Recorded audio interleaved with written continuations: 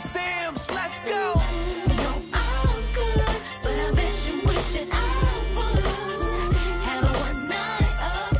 Hello, everyone. It's your girl, Miracle Sims, and you're watching the GSL Talk Show.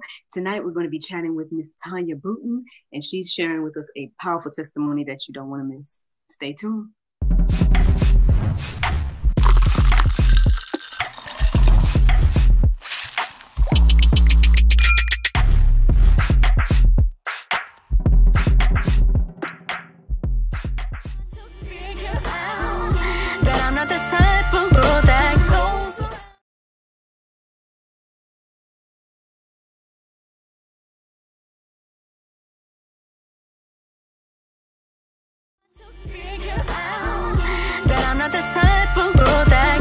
Welcome back to the GSL Talk Show. I'm here with the lovely Miss Tonya Bruton. How are you today? I'm good. Thank you so much, and thank you for having me.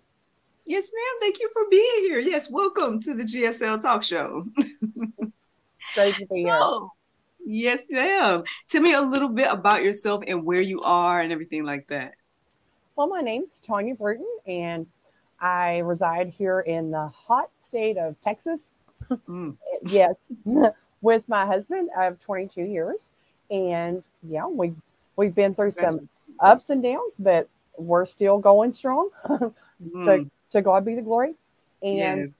We're currently we have 7 children, but some of them are already adults now. So what we have left at home with us is a set of 16-year-old triplets, 2 girls and boy. Wow. So we're raising them, and yeah. So I've been through a lot in my life. I've had my successes, and then I've had trials, like, well, everybody has. And but just recently this year, you know, God's put it on my heart to. I watched another one of your podcasts with the lady named Jill, and it was just awesome. I loved her. Y'all were talking about praying for your purpose, and that was me. That was me this last year, and God just arranged this whole podcasting thing, threw me into this world of podcasting just out of the blue. But, you know, and ever since then, he's just been doing awesome things. But he's just given me a platform, I guess, to, you know, to use my story to be able to help others. You know, God's always been there for me, but I've always been a real passive believer. And I never really got into the whole purpose part of it and serving people and giving back. And so until recently, I really just threw my whole self into telling my story and just trying to bring hope and light and inspiration to people that are hurting. I've just got a real passion and a heart for people that are hurting, for whether it's substance abuse or mental health issues, relationship issues, or grief or loss, whatever. Just have a real heart for people that are hurting, to just bring them some hope. So that's just what I'm doing now. Just trying to spread love, spread the love. Yeah. Awesome, man. That's a lot to unpack there. This lady said, first, congratulations on the 22 years. We definitely celebrate marriages over here. So, woo! That's amazing. I'm working on year 7 myself. So, I mean, you know, prayerfully I will get to that 22, you know, and beyond. Yes. Yes. Congratulations on that. And then, did you say 2 set of triplets?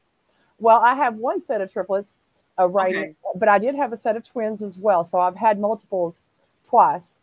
Wow. So, and it was all spontaneous. I didn't take anything or wasn't trying for anything. But the Lord just blessed me with those, with multiple births twice. So that is amazing. Like, there's only maybe 1 person on my mom's side of the family that has twins that I know of. And then I don't know about my dad's side. I don't think there's any twins on that side. So, I mean, I know we kind of was wondering when we, you know, had our son and everything. I was like, well, you know, I guess that'd be one way to, you know, one and done or something, you know. Yeah. But I mean, I always like the idea of a big family as well. So shout out to you guys, because when you said 7, that of course made me think of that good old 7 heaven, you know. Well, you know, it was never my plan to have that many children, but I'm blessed though. They're all awesome. Yeah. Oh man, that I'm sure it looks so always the lively household, never a dull moment, as they say, right? Right. That's right. For sure. Oh goodness.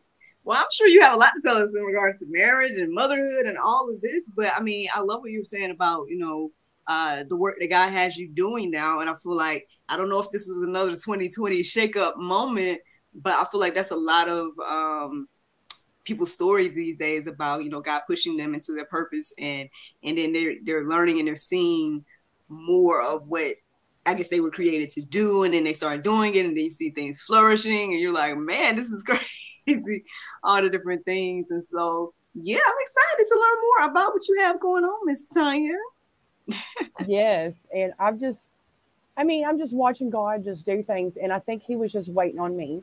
I think He was Mm, just waiting on me to surrender. Like, we think we've surrendered so many times. mm, We think, I've submitted myself to your will. I mean, your will be done. But a lot of times we haven't really surrendered like we thought, or we've surrendered part of ourselves, but mm-hmm, we hold a certain place back. And I just said, I don't know this phrase, like, go all the way with God. I want to go all the way with God. mm, And just kept repeating in my mind, and it's like, stop giving him just part of you. That's, mm, there's a little selfishness involved in this. I'm going to just admit that. Um, I'm doing it to help me too. I've got a glare, mm-hmm, pardon me. I'm doing it to help me too, because I am in recovery. I am a recovering addict as well as the many other things that I am. And, uh, mm-hmm, and I don't know if you know anything about 12 steps programs, but the 12th step, I used to be a chronic relapser. And I finally, when I was in the hospital a while back, I finally realized, I think God spoke to me. He said, you always get to the sober part. I'll get, or, mentally, if I've got co-occurring disorders. So I'll get mentally stable or sober, and then I just sit on it. I just sit on my sobriety. I don't do anything with it.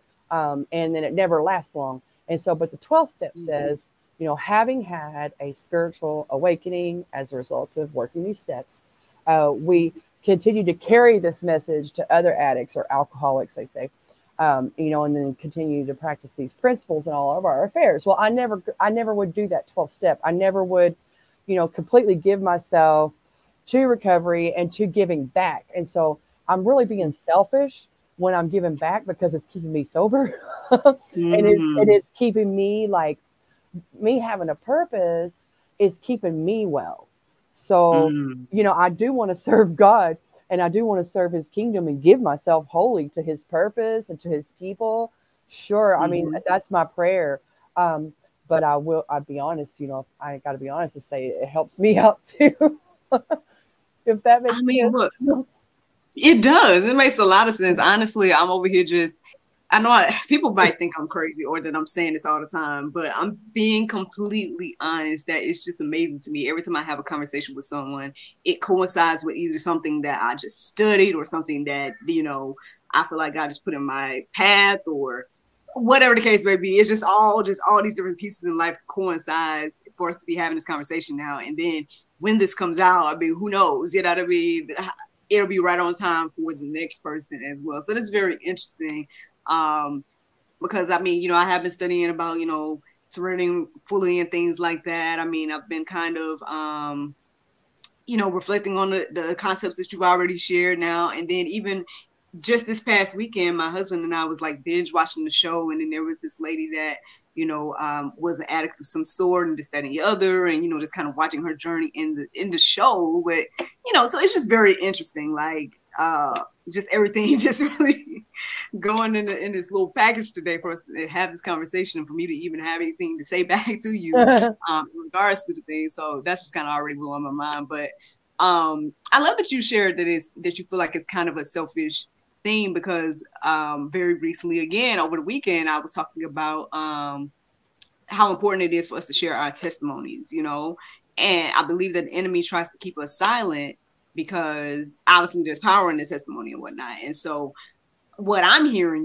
you're saying, that ultimately, as you do that 12 step or share your testimony or whatever the case is, it's another thing that's holding you accountable for yourself as well. And so I think that's great. I think it's amazing that you're sharing and everything like that, and that God is using it obviously for his glory as he does. So I mean, I don't know. Would you like to kind of share with us, like, what does this addiction look like to you and things of that nature?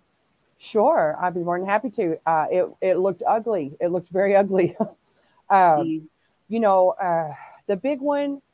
I mean, it's it's embarrassing, but it's the truth. I'll just tell my truth because we overcome, like you say, by the blood of the Lamb and the word of our testimony. And the Lord's delivered me from a horrible methamphetamine addiction. I was hooked on crystal meth so bad.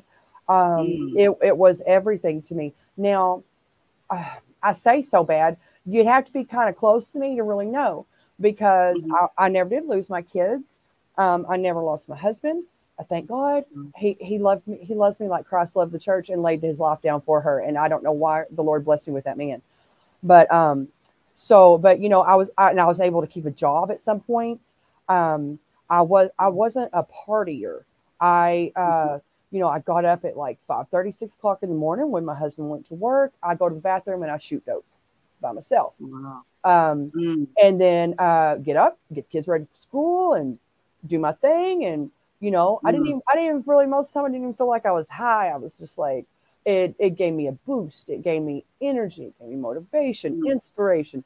But in reality, it was ruining everything because I wasn't stable. I wasn't able to maintain that at all times. I mean, what goes up must come down, and it's hard when you come down off of that stuff. I mean, you sleep for days. You're in horrible physical pain, Mm-hmm. depression. I mean, the depths of despair because methamphetamines. What it does is our brains, we have neurotransmitters that spit out, juice like serotonin, and it's naturally you're designed to spit out, I don't know, let's say 5 squirts a day. I don't know what it is. Well, when you inject meth or smoke it, whatever, when you do that, those receptors will shoot off like 100 bursts instead of 5, like a normal person. That's where that euphoria comes from. And what happens when you stop? Um, it doesn't. Not only does it not shoot off 1,000, it don't even shoot off the 5. Mm-hmm. So your serotonin drops below a normal person. It goes below, stable levels. So you get this depression, this despair, this hopelessness, and the things I would do when I was on it. I cheated on my husband all the time Mm-hmm. with men and women, several people, in one run. You'd call it a binge. Mm-hmm. When you use, and then like I would run off sometimes because I want to get high, I want to have a good time, and my husband and kids are bringing me down. So I would run off and I would sleep Mm-hmm. around. I would sleep around and put myself in very dangerous situations. There's so many times I could have been violently raped or killed, or I've put myself in really horrible situations. My last relapse was just very scary. I ended up having a mental episode at the same time, and ended up in a place I didn't even know how I got there. And but in a way, it was good that it was so scary because it made me run back to God really hard. I mean, I did. Mm-hmm. I said that's enough. I can't do that anymore. It scared me so bad. Um, Mm-hmm. and so I like I said, I finally, when I say I surrendered. In the big book of Alcoholics Anonymous, I don't know if I should even say, well, it's a book. It's a common book. It's a very popular book. But it says in there, it defines surrender not in a way that we normally think, but it defines surrender as to cease fighting, to stop fighting. So I was constantly fighting, I guess, God. Like, Mm-hmm. I wanted his help, but I wanted to still get high. And you can't Mm-hmm. have them both. You know what I mean? So finally I had to stop fighting, trying to do things on my own, and trying to quit on my own, and trying to be right to my husband, and do everything in my own power, and just say, God, you got to do it or don't do it. I don't know, but it's on you. I can't. It's on you. It's on you, man. And, and he came through like he has before in times past. He'll do it again. I know God. I've had experiences where God's brought me through, and I didn't know if he was going to do it this time. I didn't know if I ran out of my chances, if I was out of tickets, but I wasn't, right. What does it say? You fall down 7 times, you get up 8. He forgives you over and over and over again, and he'll redeem and restore and heal, deliver, set free, restore your marriage, your family. The fact that my husband, like I said, is still with me is because of his faith. It's because of his faith in God. He believed God, and he believed God for me.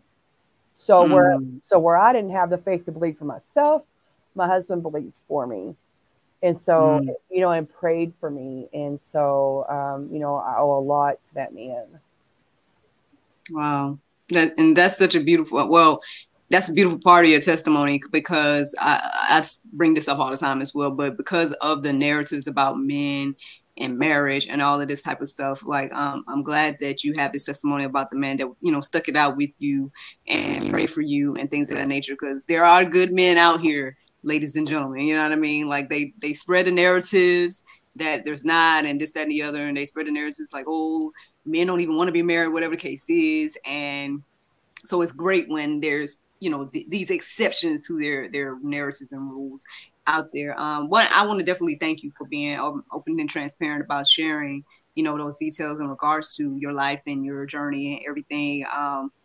Because I'm sure it might not be the easiest thing to do and things like that. And not just here on GSL, but just in general, right? Because again, the enemy tries to embarrass us or make us feel the shame and all that from our life and testimonies and stuff. But I'm sure you're going to see more fruit, like, coming from the more you share and things like that. You probably already seen it happening. Obviously, that's why you're still on the path probably as well and everything. But that I just want to commend you for that, and for pushing through and to get to this place, because I'm sure there's much more to share in regards to like where you were and where you are now. But it's a beautiful thing that you have. You can look back on the things now, and so, man, yeah, we can keep going deep into this, because I do have some questions. Yeah, ask away, girl. Ask me anything. Yeah, because honestly, and I know everybody's like, oh, maybe you shouldn't just keep, referring to your experiences or something. I don't have any necessarily experiences when it comes to, meth or drugs or anything of that nature outside of playing the characters and whatnot, because I have played some characters in movies and stuff or stage or something, you know what I mean? Yeah. But so I don't have any personal. So I appreciate that you were kind of sharing some definitions and some things to explain to people maybe like me or anybody obviously that's watching and listening to us, some of those details and things you learned about the process and things in regards to the brain and all of that, because I had no clue about any of that stuff. So thank you again for that as well. I think my first question is, what kind of triggered you into this lifestyle of using and things like that? Like, was it always something that you did even before marriage or something like that? Or do you feel like it was something else? Or like, what would you say was like your beginning when it came to this? My parents. Yeah. So, I grew up without my biological father. My mother was bipolar, and she had a substance abuse disorder herself. Now, growing up, when I was little, I didn't know what it was. I didn't know, I would come in there and like she'd be up in the middle, like if I got up in the middle of the night to get something to drink, I see her in the chair, with sores all over her because she's been picking herself, or why is she sleeping all day during the day? When I come home from school, my mom's asleep. Like, I didn't understand what was happening, but I knew when I got older. But and then like, I had traumas occur when I was, teenager. So, and then I started just doing little things like drinking, beer and stuff when I was a teenager, or smoking pot and doing inhalants or whatever. And then I kind of got over that. And, my life kind of went like a roller coaster. I went to college. Things were great. Mess up, up and down. But when I became an adult in my 20s, I met my dad for the first time. And I did not know, again, I'm like you, I didn't know what speed or amphetamine, like back then it was called speed or amphetamines, whatever. I did not know what that was. I'd never seen it before, never heard of it. I mean, my mom had been doing it, but I said, didn't know. So my father comes into my life, and unbeknownst to me, he was on speed or amphetamines at the time. Now, when I met him, I fell completely in love with the man. I mean, as far as like, I was enamored by him. He was funny, smart, just really cool, quick-witted, and like me, like all growing up, I was like felt different. My mom and my stepdad and my sisters, they're all dark with dark hair. I was redheaded with freckles and white as albino. And so, I mean, even one time at church, someone asked me, "Are you adopted?" Because I didn't look like anybody else in the family, and I didn't feel like I belonged in there. I felt different, weird, oddball out. And so when I met my father, I was like, "Oh, that's me. That's where I came from." I felt like this. I felt complete, and it was just awesome. And then, but he kept leaving all the time. I'm like, we just met. We just finally got this relationship going, and he keeps running off and going places, and he's never here. Like, where is he going? And so one of his, I wouldn't say friends, but acquaintances off the street or whatever had stopped by, and I said, "What is he doing? Like, where is he go? Whatever he's doing, that's keeping him away from me, give it to me. I want some." And so the guy brought me some, and I don't remember doing it. I don't remember that the whole scene there, but I do remember the scene of like telling him, "I want some. Whatever he's doing that's keeping him away from me, give me some of that." Because if that's what it takes for me to get back to close with him again, because I just met him and now he's gone, then that's what I'll do. And so I started doing it, which is really risky, right? I mean, that's I had to have obviously already had some issues, right? To have so freely, willingly done something that I knew nothing about. That's a very heavy drug. It wasn't like I drank a beer. So, but so I did, and I liked it. Most people that do it do like it. That's why they get strung out on it. But yeah, so things got really nasty and bad stuff happened. And I ran back to the Lord, kind of same kind of experience. I think I've been the prodigal. I don't know how many times. I've came home. I don't know how many times, but so I went back, I went back to church or ran to the altar, and brought my dad with me, and he got saved because, so when I tried first initially talking to him about the Lord, he was like, "If there's a God, beep him," bad word. And I thought lightning was going to strike because I grew up in church and I've been born again since I was like 8 years old. So I thought, oh my gosh, I wouldn't say that, but right. I won him over, and he got saved, and this hardcore druggy junkie man was living for the Lord and started, ministering everything. So everything was great for like, I don't know, like I think 10 years. I think we went 10 years, solid years, like sober. And I'm like, I remarried, met my current husband, and went to grad school, and real solid, normal life. And then when I was in grad school, this is not to place blame. Okay, I'm responsible for my actions, but my mother had brought me a gift when I was at my office one day up at the college. Random. It's just the devil, because I seen it was so random. I was on the phone. I went to my car for a little break, and she called, and she's like, "Yeah, I just got out of the doctor's appointment or whatever." And she's like, I'm coming home." She was staying with me at the time. She's like, "I'm coming home, and I got a present for you. Actually, two. One green, one white." And I remember thinking, I got off the phone with her, and it just hit me real heavy. And I was like, white, I mean, I hadn't like touched that for 10 years. And why would she even like say that she had that for me. Like that had to be Satan, right? Because it didn't even fit like the situation. It was very odd and random. And I remember being like very scared because I knew the hold that it previously had on me, the 10 years prior. But again, there's dysfunction in here already, right? So even though I was sober, doing well, and working on my master's thesis, you put it in front of me and Tonya takes it. Of course, I had to ask her what it was because I thought it was the same thing, but I guess the drug had changed over the years. She goes, "Oh, it's ice." And I was like, "Well, because it used to be powdery, and now it's like a rock." I was like, "What is that?" She's like, "It's ice." And I was like, "Well, what do you do with it?" And she's like, "You smoke it." And I was like, "Well, you're going to have to show me," but I was ready to learn. So, Lord help me.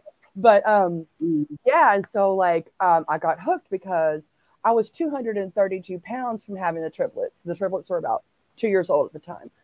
I was 232 pounds. And so that weight started just dropping like that. And I was, able to like initially like do my work as a, grad assistant and my papers and research. Like I was really like discovering things, and, but that all went downhill. So like I have 30 graduate hours, which I think you need 30 to get your master's, but I don't have one because when I started my thesis research, that's when everything crashed. Yeah, everything just fell apart. Yeah, and it was bad. It was bad for several years, and I went to rehab like twice. I went twice, and I went to 2 mental hospitals. I did outpatient therapy. I did 12 steps of AA. Got a sponsor. I even got a book once and decided I was going to be a Buddhist Christian or a Christian Buddhist, if that makes any sense. I was always seeking, like, trying, right? Like, I liked it. I liked the drug and the effects of the drug, but I didn't like the effects of the drug as far as like it destroying me and my family, right? I mean, but you cannot have both. I mean, what fellowship does light have with darkness? So, but I went through a rough time and, really bad with that. That meth is a really bad thing. I mean, meth, heroin, I've never done heroin, but I mean, I know people that have died from that. So, I mean, I did a show a while back on drugs in the church and what we need to do to start responding to that. I have real heart for drug addicts, but because I've been there, done that, and maybe that's why it happened. That's the thing is like I was telling my daughter this morning, I have 2 chronically ill children, and I know God didn't make them sick, but they never got healed, and maybe it's so I can empathize with the next person I see that their baby is, on death's door in the hospital. I know your pain, and if somebody can't put that needle down, no matter how the fact that they've lost their kids and they have Hep C and they still can't put it down, I know your pain. I mean, there were times I was bitter, very bitter and resentful towards God. Like, I got dealt some bad cards here, dude. You know what I mean? This is not fair at all. I mean, one tragedy, cool. Everybody gets a tragedy. But I mean, tons of tragedy, that is not fair. But, I've learned to trust in the sovereignty of God. What he does is none of my business. Okay, I live for him. I serve him. I surrender to him. His ways are above my ways. His thoughts are not my thoughts. I mean, if he told me, I probably wouldn't even understand anyways. So I let God be God and not me, right? I don't run the show. I let him run the show. And I trust in, in his wisdom and his guidance and his providence. Like in sickness and in health, Lord Jesus is my husband, right? In sickness and in health. We say that about our marriages on earth. But I was thinking about that the other day in our marriage toward the Lord, in sickness and in health. So in other words, if I don't get the Cadillac, I don't get a brand new home. I've lived in squalor for nearly my whole life, and I'm 47 years old. I live in a manufactured home right now, right? So like, that's fine because I've got like 100 years, give or take, on this earth to learn. I'm not here to have all those fancy things. God has that for me later.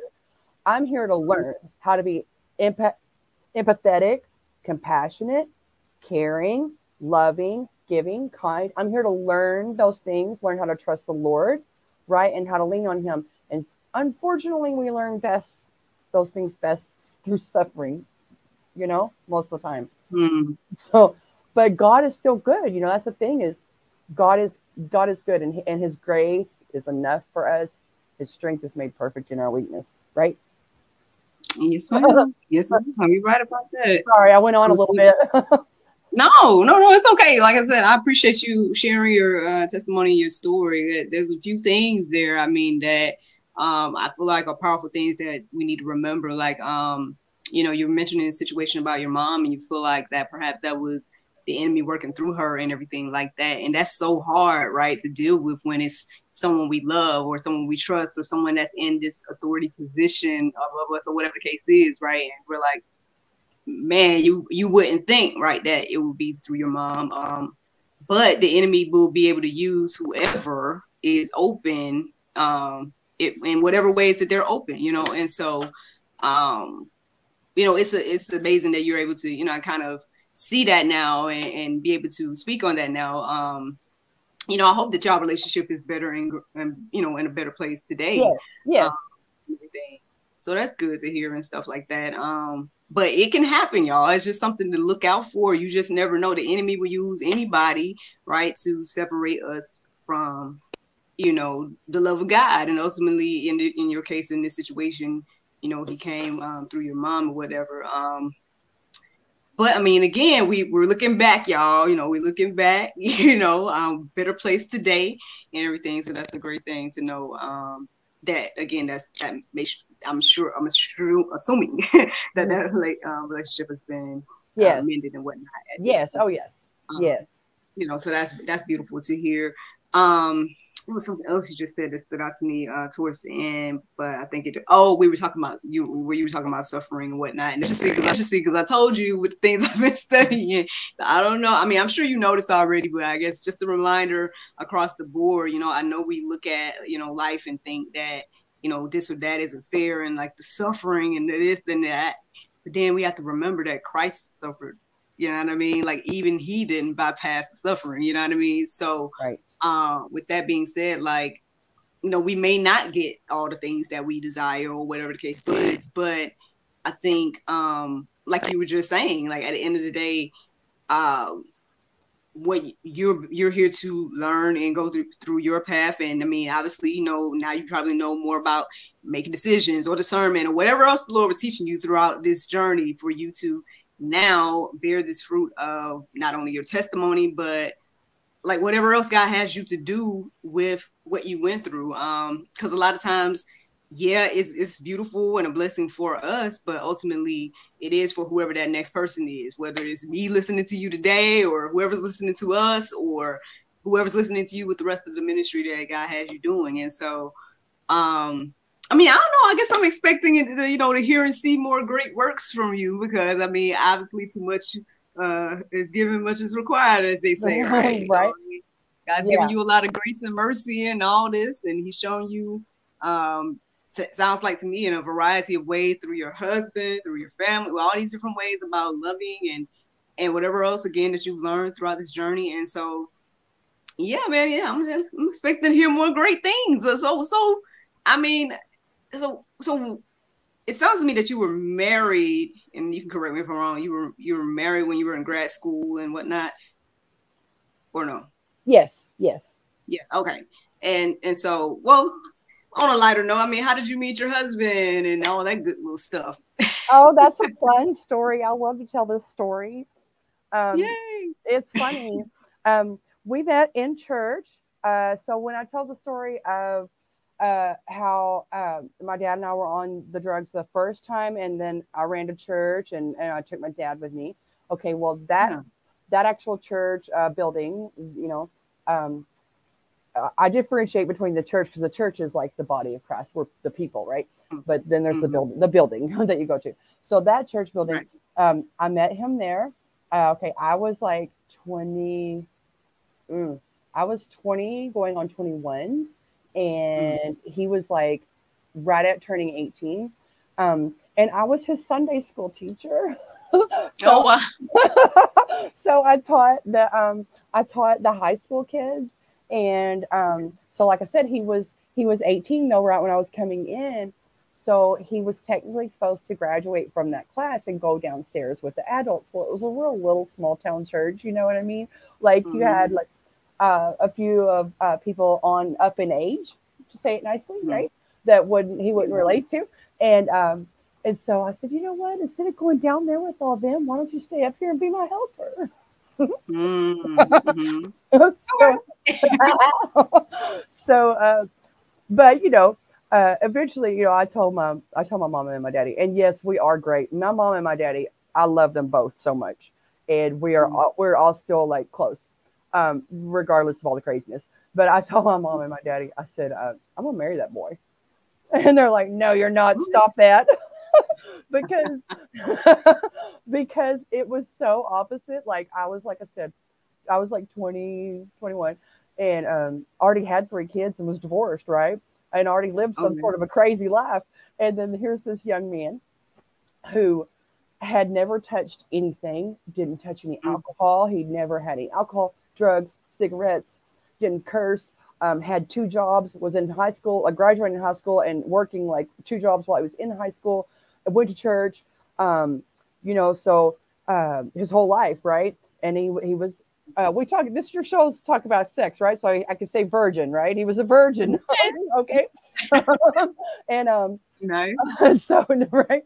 And but what it was, growing up, I always went for the bad boys. That's what attracted me, was bad boys, tattoos, bad guys.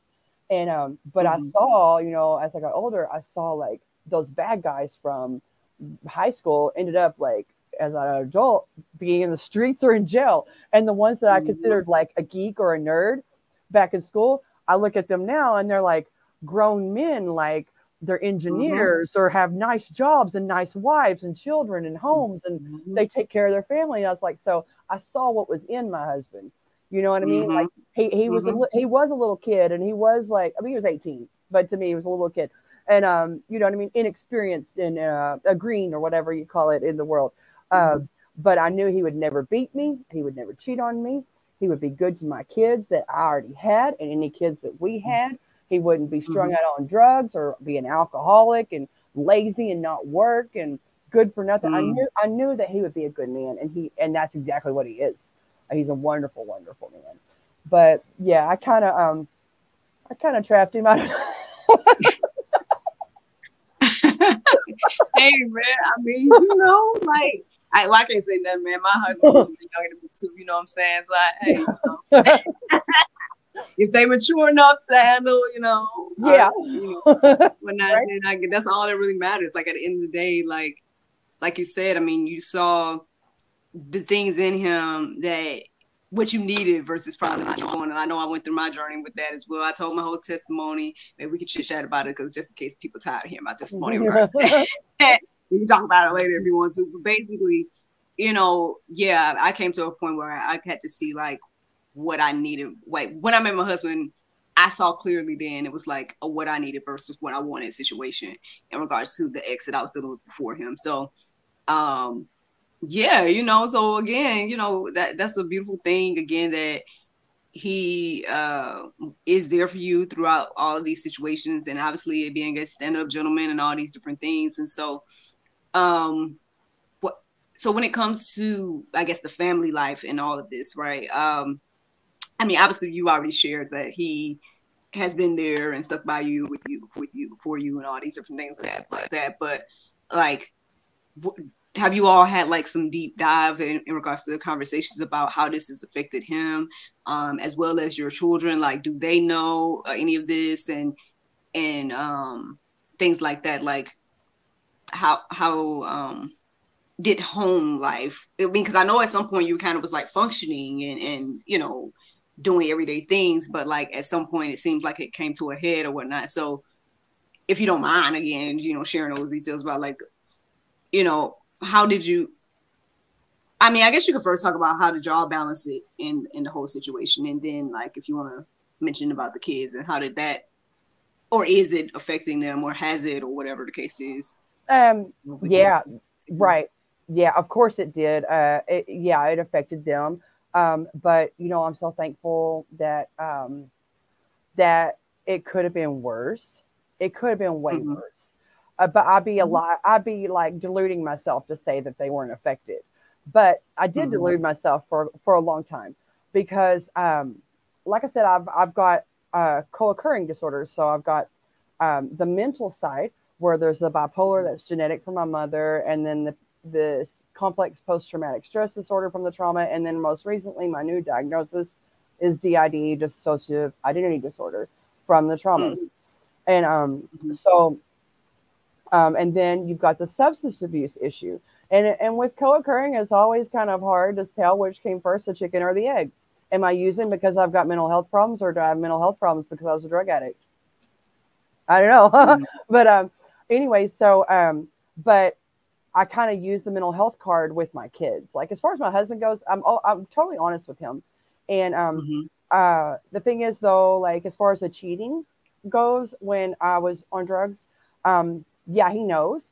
But I only tell him if he asks, because to tell him otherwise is very selfish. It would be just to get the burden off of me. And Mm-hmm. what it does to him is it'll make him start spinning in his head. Like, why is it because I'm not good enough, or I don't please you? I don't satisfy you. That must be what it is. I'm not enough for you. And I'm like, no, it's meth.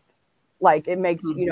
he doesn't know. And thank God he doesn't know, but it makes you do sexually perverted things, and it gives you a very, very high sex drive to where that's all you want to do. And it's like it had nothing to do with him, and I can compartmentalize that, and maybe that has Mm-hmm. something to do with my DID and splitting up. Like so, I would develop an altar, and like so this is the person that's partying and cheating on you, not me. I'm not cheating on you. I love you. I would never do that. That's this other person. Mm-hmm. Um, but as far as my kids go, I use the mental health card a lot. It was very easier to say, I've got anxiety, I'm depressed, my bipolar's, I'm having problems with my bipolar or my PTSD. And instead of saying, I'm on drugs. I mean, I couldn't say that to my kids until recently, the last relapse, which wasn't recent, but I guess, but it was the last episode in my life, the last Mm-hmm. time. I'd finally, God convicted me of that, and I told my kids, I said, "Look, I owe you an apology." I told one daughter first because it's complicated and hard enough to talk to someone about it, much less your kid, and then three kids. Mm-hmm. When they're triplets, it's like I said, I'll talk to you, and then you can tell them because or I'll talk to one of y'all, because if you're talking to all three of them, you feel like you're like in front of an audience. So, but Got you. I said, I owe Yeah. you an apology. She said, well, what for? And I said, well, that day that I said I was going to go get a hotel and get away for the night, just to get away, but I didn't come back for like 4 days. And when I came back, I slept for a week and was hollering in the bed crying. She goes, yeah. And I was like, well, I never intended to do that. And I'm so sorry. And I said, and I apologize because, I always try to say I'm not well. Um, I'm sick again. I'm sick. Mom's Mm-hmm. sick again. No, I was on drugs. I finally said it. I said, I was on drugs. And she goes, well, we know. She goes, we know. And I said, I know you know. And that's why I owe you an apology, because it's insulting to you guys, and disrespectful and demeaning to you guys for me to pretend like you don't. I mean, I'm sure they knew when they were 5 years old, right? Mm-hmm. Kids know way more than we want to admit that they know. So, but my kids are so supportive as well.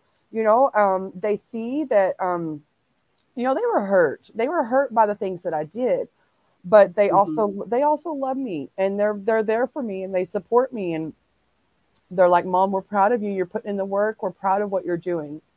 You know what I mean? And that really means a lot. I mean, I could sit there and feel guilty forever about what I did to them and what I did to my husband, but what fruit's that going to bear? What purpose is that going to serve? I did that for a long time. I hated Mm-hmm. myself more than, I mean, you could sit there and insult me all day long, and it wouldn't faze me. You're not going to hate me as bad as I hate me. You know what I mean? Like, Mm-hmm. so say what you will. I've Mm-hmm. got, I've got worse. But Mm-hmm. I'm so over that. I mean, I think the lady that I was watched of your episode of yours, Jill, she talked about Mm-hmm. a shame cloud that used to follow her around, and I had Yeah. that, and that'll do nothing but make you keep using drugs, or keep you know engaging in whatever it's gambling addict, sex addict, whatever your go-to is, that's just gonna keep you in that. That's just gonna keep you in that cycle. And the devil is a liar, right? I mean, I don't have to hate myself. The Lord doesn't hate me, you know. So yes, you know, God loves me, and He loves me no matter what, you know. I don't have to like be ashamed to go to Him, and I can receive His love and His grace and His forgiveness. Like, you have to receive it. It's always there for you, but that shame and guilt can block you from receiving what He's willing to give to you. So, you know, so I finally got past that, and that's when I think I was more able to talk to the kids, because I wasn't like putting myself down and overwhelming myself with the guilt and shame and self-hate. So if they were to have any negative feelings or statements toward me, I could handle it. You know what I mean? Because I grew and come to a place of maturity that my identity is framed in Christ and what the Word says I am, and I don't believe anything else other than that. So, so if they did need to talk to me about the situation, I could like receive what they had to say and let them have their say without reacting or responding in a way that may upset them or, you know, stress them out or stress me out. So, you know, God's just been good all the way around. Like I said, he's done a work in me, but it has affected my whole family. You know, and he flipped around what the devil tried to do, because, you know, the enemy comes to steal, kill, and destroy. And if he could he didn't want to just take me out. He wanted to kill me, take my soul, take my life, and while he's at it, let's go ahead and destroy her marriage. Let's destroy all those kids too that she had, because if they have a drugged out mother, then maybe they'll end up becoming drug addicts too, right? I mean, so let's take out, let's see, there's 7, and then me and my husband, let's take out all 9 of these people at once. But the devil's a liar, right? But God, right? But God, what the devil meant for evil, God turned it around for good. And that's what He does. That's what He does. And that's cool. So amen. Yeah, I know you were sharing that basically got to the, you know, I guess the darkest point of your life, right? And then that's where the turnaround began. And I hear the passion that you have for Christ and you know, your testimony of what He's done for you in your life. When it comes to those moments, like what made you cling to God?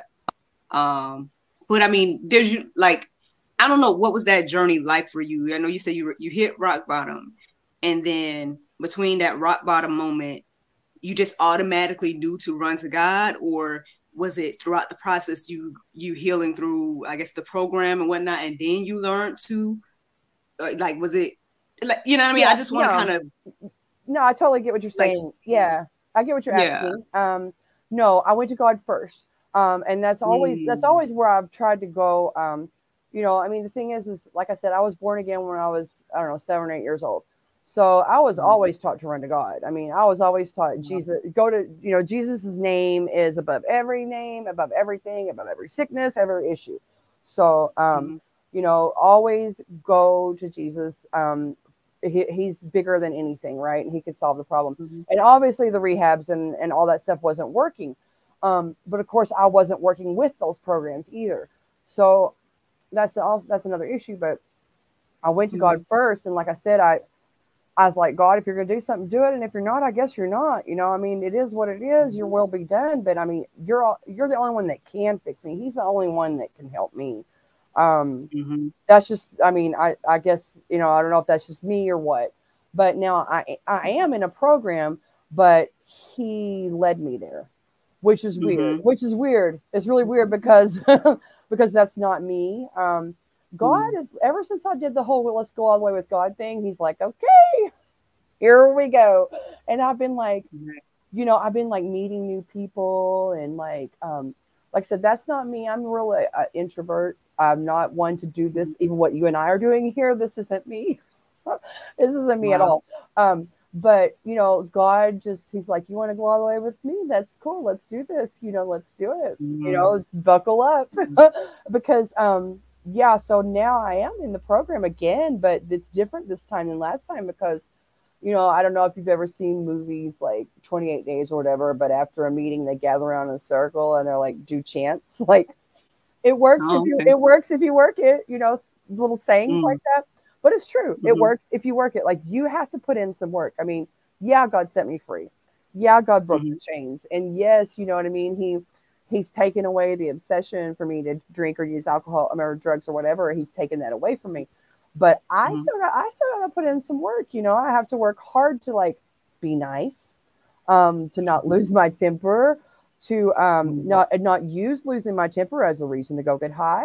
Somebody made me mm-hmm, mad, so everything's been great, and I'm enjoying my freedom in the Lord, and that's all well and good. And what are you going to do when somebody upsets you? You know, are you mm-hmm, how when the emotions come, you're going to be able to handle your emotions. So the program mm-hmm, helps me with stuff like that, like how to sit in my emotions, whether they're good, bad, whether it's depression, anger, anxiety. All those things used to make me want to use, right? I wanted to, a lot of people use one because of the euphoria, it feels good. A lot of people use two to numb themselves. I'm sure you've heard that, to change the way they feel. I don't want to feel sad. Who mm-hmm, wants to feel sad? And, mm-hmm, I could wait on God to like relieve it, or I could just take the substance and it's gone immediately, the microwave effect. mm-hmm, But the program is what and in the program you've got the book, you've got steps, you've got the fellowship, the community of like other drug addicts, which is real helpful because you have somebody to relate to, somebody that's not going to judge, mm-hmm, that's not going to look at you funny, that you've done this 100 times and here you are again, but mm-hmm, and then they're just helpful because a lot of them have a lot of time on them, meaning they've been sober for 15, 20, 25 years. And so it could be very, very helpful to have them to like bounce things off of, or to talk to, because the church is great. I love church. I love the church. But they're only open on Sundays for an hour or so, and then on Wednesdays for an hour or mm-hmm, so. So if I'm having issues, you know, on a Thursday morning and I'm pacing the floor at 9 o'clock and I'm really struggling, the church isn't open. But I can go to AA or an NA meeting. Like they have them like throughout the day, like 4 or 5 times a day, every day. So mm-hmm, so I mean, I really try not to like promote those things because they're anonymous, but and they're not mm-hmm, those programs are not to promote themselves, but they are very helpful, and it's been very helpful to me um, mm-hmm, to participate in them. Um, yeah, and like I said, it's not something that I used to do. I would do mm-hmm, it. I was in the programs, but I was doing it for other people to make them happy. And now I'm doing it because I really want to live, um, a happy life. I want to be content in the Lord and at peace. I don't want to be tormented in my mind. I don't want to cause harm or hurt to those people that I love. And mm-hmm, I don't want to trample on the grace of God. You know what I mean? mm-hmm. Like Yeah. I don't want to take advantage of God's grace. So Mm. That's good. Like that for me, again, I do have a question about that, but it sounds like it's another one of those situations of train a child in the way they should go. that's good. Because again, for you to know to run to God, obviously there had to been some type of training of to do that. So do you mind sharing like who taught you at Yeah. that age of 7 and 8? Like Yeah. who was that? My mama's mama and daddy. So my grandparents, my nanny and papa. Now my mom would take us to church, but my Mm-hmm. mom like we would have to like wait in the car for her. We'd be late, because she's in there taking a bong hit, and before we one more bong hit before we go, and uh, she was teaching children's church and things like that, and so Mm-hmm. or we had to wait because she was punching holes in the wall because sister cried before she brushed her hair. Like it was a weird dynamic. So I learned, Mm-hmm. okay, you could do this and be a Christian. So that I didn't need that, but but my granny and papa, Right. that I would go stay with them a lot, like during the summers and breaks and things like that, and they did like house church in their home and like tent Mm-hmm. revivals back in the day, and so they were the holy rolling Pentecostals, and so they really were my spiritual foundation. Um, Mm-hmm. they were really the ones who instilled in me like how to truly like live for God and walk with God like in a real authentic way. Shout out to Granny and Pawpaw. Yeah. Look, the fruit's still fruiting, as they say. Yeah. Right. Thank God. Still flourishing from those seeds. So thank God. Well, I mean, so I know you shared a lot of your life at this point, and I know, you probably don't have all the time to sit here and just talk to me about everything. But I just say, like, if there's anything else you would like to share at this point, feel free to share.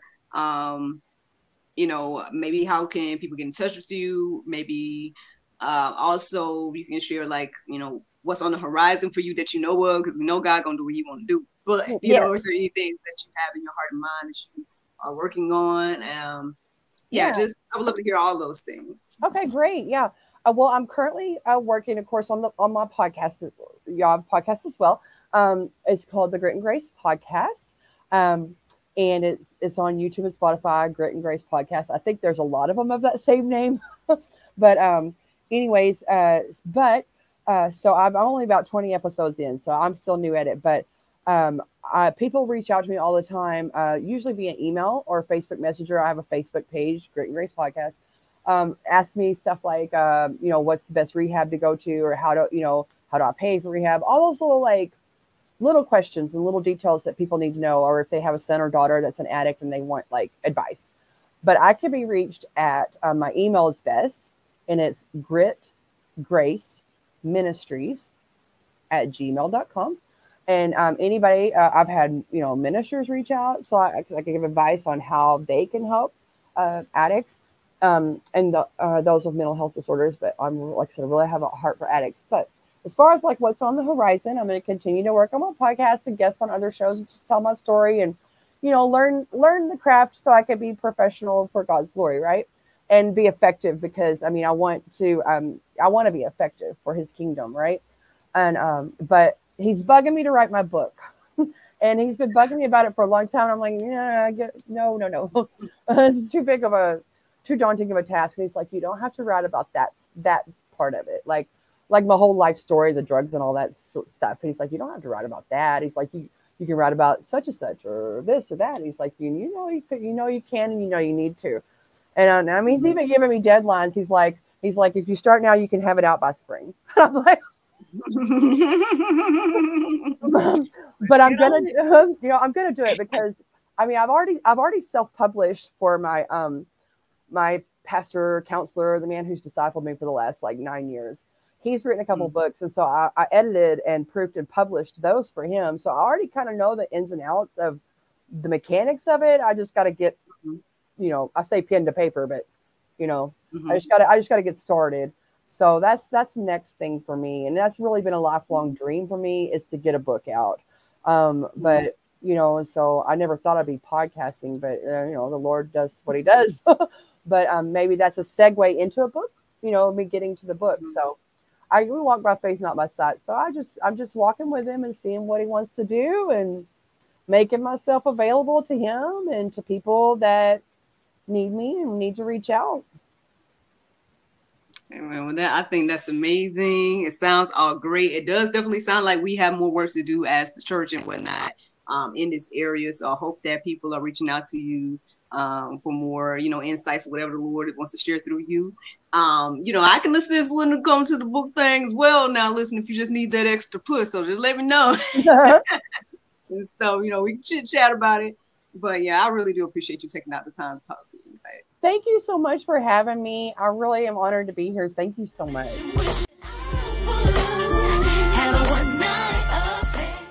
Thank you so much for watching the GSL Talk Show, and thank you to Miss Tonya for joining us tonight. Don't forget to like, subscribe, and share, and check out Miss Tonya and her endeavors. Good night.